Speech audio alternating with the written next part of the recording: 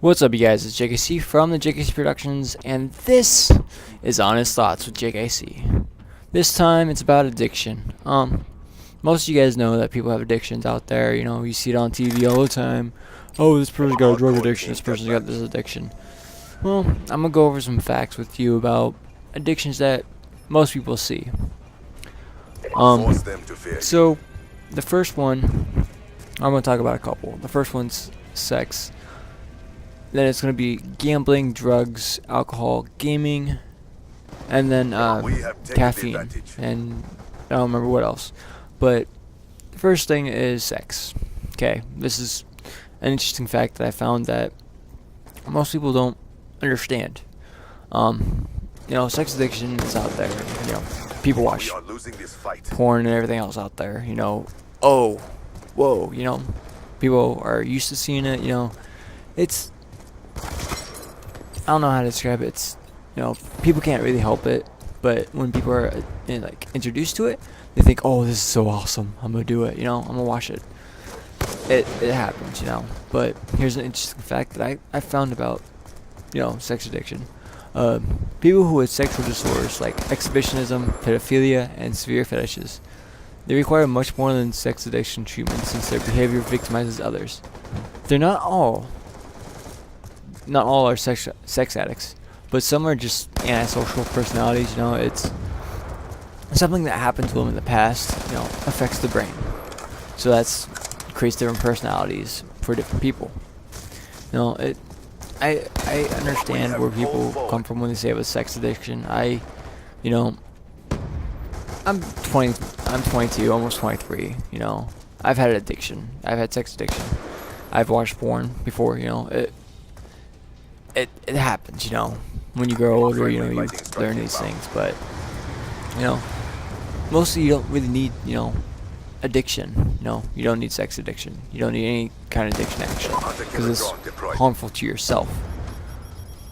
But the next one is, it's a big one because people see it a lot, and there's a lot of things out there to help with this addiction. It's gambling. Now, you may think of, oh, you know, my dad's likes to gamble. You know, he does have an addiction. There comes a point where, you know, if it's injuring yourself, if it's injuring, you know, your well-being or whatever, you know, that's a problem. You know, there's an interesting fact, because I was looking around and seeing type of, you know, some facts that would show that, you know, show people how shocking some of these are. You know, gambling addiction. The National Council on Problem Gambling estimates that 2 million Americans, 2 million, that's a lot of people, or about 1% of the population, are pathological gamblers. So that's like 2 million people. You know, they shell out money like instantaneous, like boom, I want to gamble. You know, oh, you know, this game's on, I'm gonna gamble on it. You know, I'm gonna bet money. You know, mostly they lose a lot, but sometimes, you know, it's always the thrill of winning that attracts them, which you don't need. You don't need that. It's hard for people to see. You know, to see that, oh, they want to say it's not an addiction, but when they look at it bigger perspective, it is, and that's what most people don't understand with it. Now here's a big one that, you know, people haven't really, they grasp it, but it's so shocking that it's a problem still, and it's drug addiction. You know, you see these famous people. I'm gonna name one person that you guys already know, Charlie Sheen. He's got a huge addiction. You know, pounding 7-gram rocks or 8-gram rocks, whatever the fuck it is. You know, he bragged about it. That's not something that you want to brag about. I haven't really had an addiction to, you know, drugs, because they don't affect me. I've tried some, and I'm not bragging about it, but there's something in it that it's like, you know, there's nothing better than keeping yourself clean. I'm gonna tell you guys that right now. Keep yourself clean, and it'll make yourself feel better. Here's two facts. In 2010, there's an estimated 22.6 million Americans over the age of 12 that were current or former illicit drug users within the last month of when the survey was given. That equates to about 8.9% of the population age 12 or older. If you think about that, think about the people who play like Call of Duty or, you know, go out and drive. Most of the people on the road have done something illegal, or, you know, they're current or former, you know, drug users within that last month. Within a month. Think about that. That's shocking for most people to understand. You know, and here's an even bigger shock. Since 1980, you know, people, if you think the 80s, you know, all party rock, you know, woo! This is really shocking. The number of deaths related to drug overdoses has risen over 540%.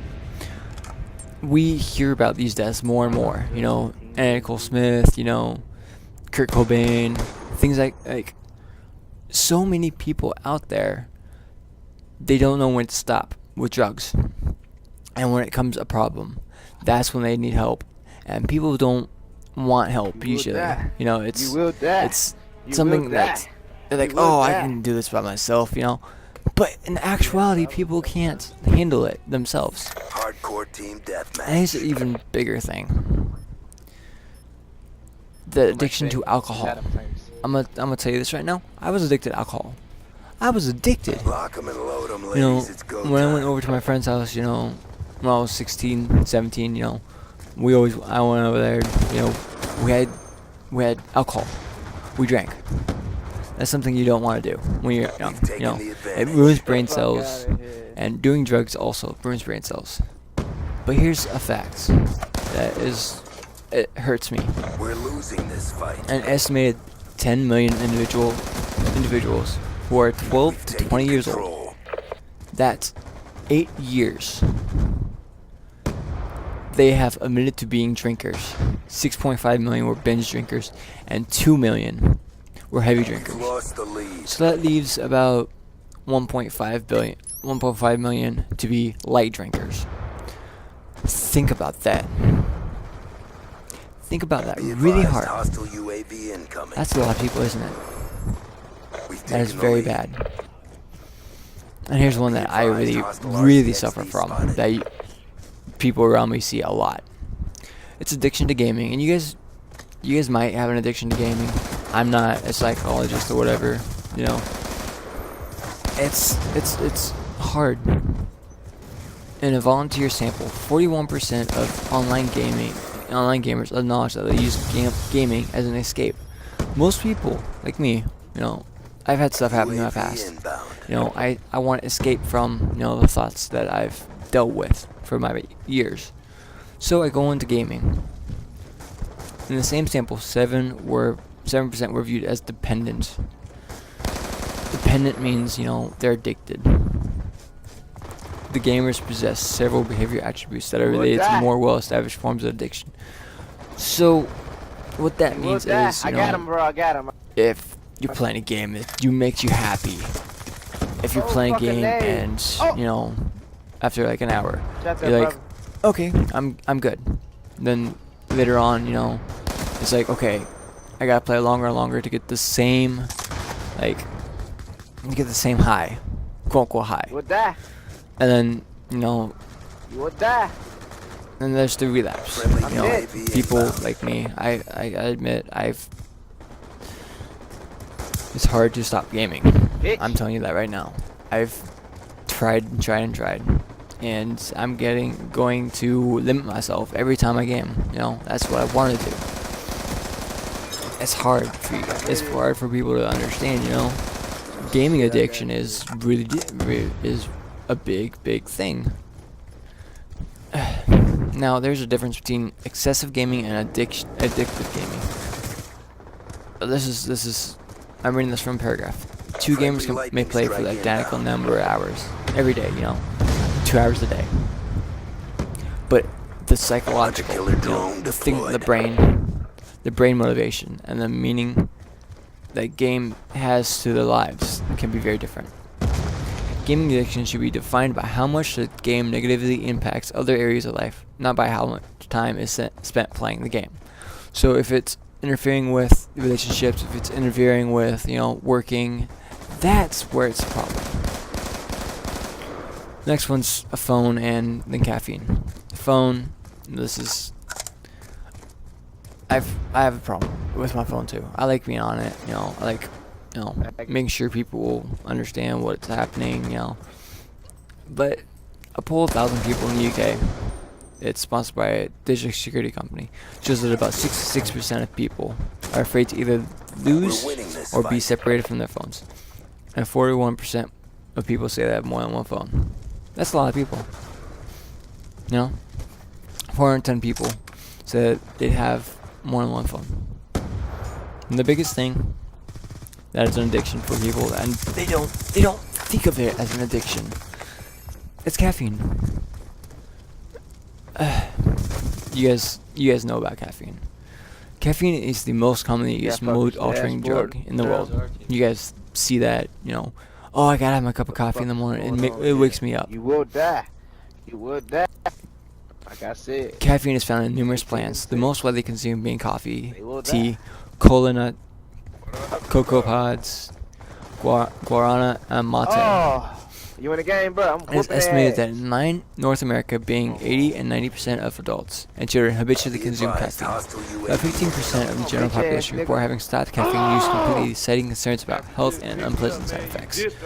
So that means if you're drinking pot, drinking coffee, tea, anything with any of the things that, like coffee, tea, cola nut, cocoa pod, guarana, and mate, if it has anything of that in it, there's caffeine in there. That's really what happened. People don't understand the effects of caffeine and the side effects yet, but they will, and they're noticing these things, and people You will die.